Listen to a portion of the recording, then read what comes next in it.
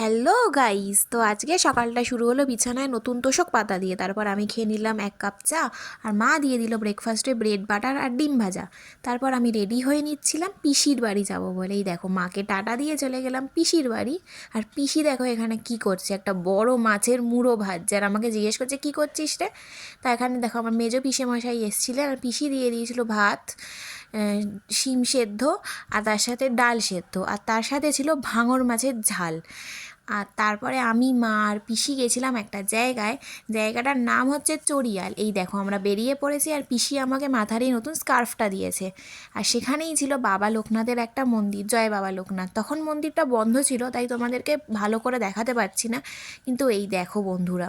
আর মা আর পিসি আমার জন্য ওয়েট করছিল। আর তারপরে আমরা বাড়ি ফিরে গেলাম। বাড়ি ফেরার পথে কিনে নিয়েছিলাম এই কিটক্যাটটা, নতুন একটা এডিশন।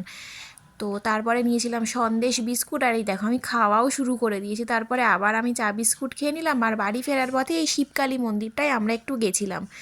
দেখো কি সুন্দর লাগছে না বন্ধুরা, জয় মা।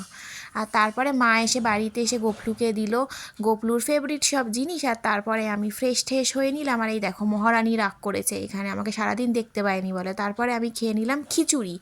আর এই দেখো মহারানী এখন আমার সাথে খেলছে। তো চলো, টাটা, গুড নাইট গাইস।